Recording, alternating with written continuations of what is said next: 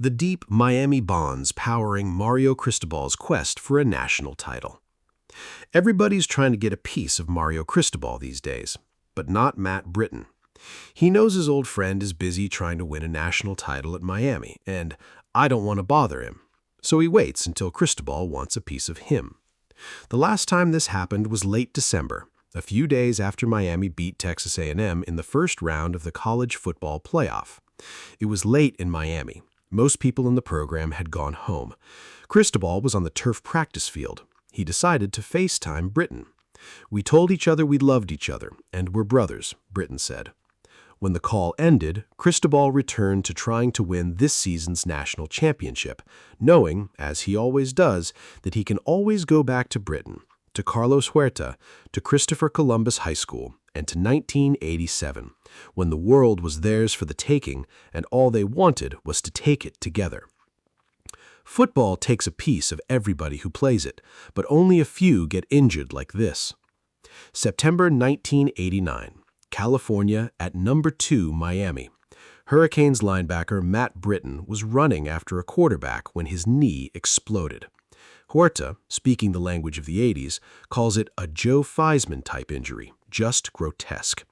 It was so bad that when the play began, Britton was on track for an NFL career, and when it ended, he told medical personnel on the field, "Get me out of here. I'm done." He meant for good. People said the right things. "You can come back, Matt. You'll work and show 'em, Matt."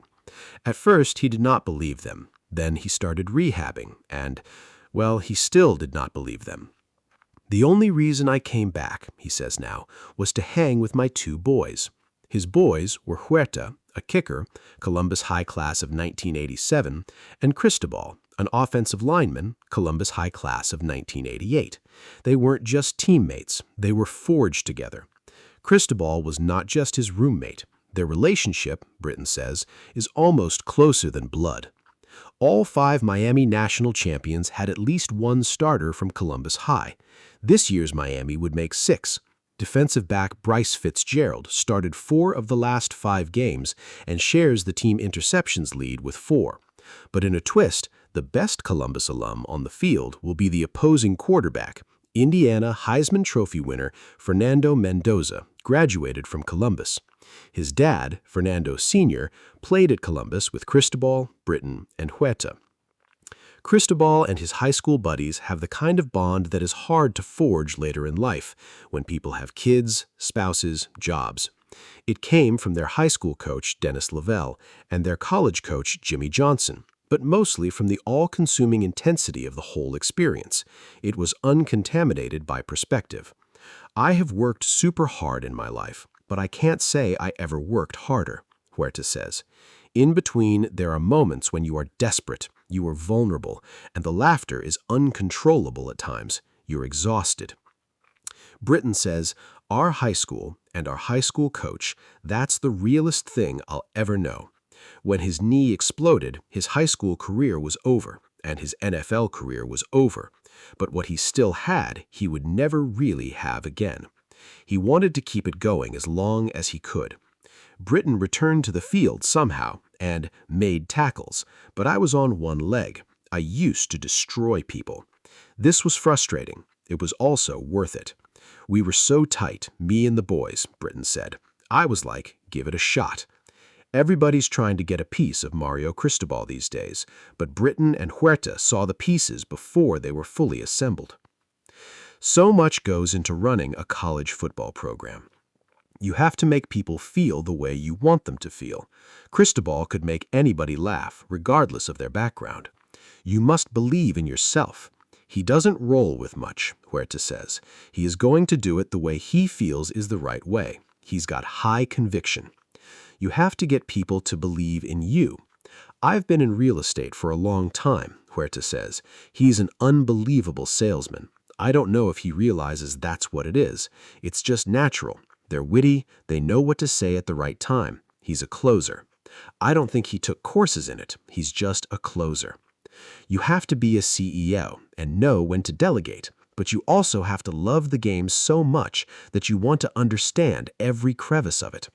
Huerta says when Cristobal and their high school teammate Alex Mirabal get together, it was like Apple founders Steve Jobs and Steve Wozniak. They were talking football all the time. They weren't talking, let's get together and work for Goldman Sachs. Today, Mirabal is Cristobal's assistant head coach. You have to be one of the smartest people in any room you enter, but you can't act like you're the smartest, or you will lose people. Cristobal was on the dean's list in high school, yet Huerta says, I didn't realize how smart he is back then. He was a little bit of, I don't want to say a goofball, but he was always messing with people and joking. I didn't really think of him as an intellect. You have to work like the day is 40 hours, and you need that work ethic to be so ingrained that it doesn't even strike you as unusual. Huerta lives in Nevada these days. When Cristobal coached at Oregon, Huerta would go to games, stay at Cristobal's house, hang out with his kids. Then the Miami job opened up, and Huerta had two thoughts: no and no way. Huerta had seen Cristobal rebuild Oregon into a Rose Bowl champion. I work very hard. I'm lazy compared to him. It was 5:15 a.m. every day, talking to recruits on the East Coast, home at 10:30, 10:45 p.m. every day. Why would you leave after all that hard work? You have to be willing to take risks. When Cristobal left for Miami, his alma mater had not finished in the top 10 in 2 decades.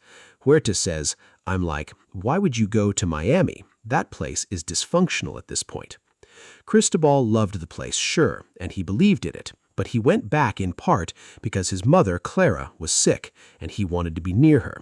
He believed he could do that and also lead Miami to another national title. Everybody wants a piece of Mario Cristobal these days. Former Miami ones want to be on the sidelines, but Cristobal can't have 500 alums down there. Critics want to minimize Cristobal's coaching chops, and he can't spend time worrying about them. Recruits want his attention. Donors want his appreciation. His players want his direction. Clara Cristobal died in the spring of Mario's first season at Miami. Surely a piece of Clara died that day too. But pieces of Clara remain inside him. Huerta says when he hears Cristobal do interviews these days, he does not just hear Mario, he hears Clara. She was always the type to put the bad stuff behind, he says. Britton says of Mario's parents, I loved them like they were my own. Britton and Huerta talk or text every day, and have for a decade. They speak to Cristobal when he has time. Britton says, someday we're hoping, when we're old guys, we'll just be fishing together. In years, Mario Cristobal seems far removed from Columbus High. Geographically, he is nearby. On some level, he's always there.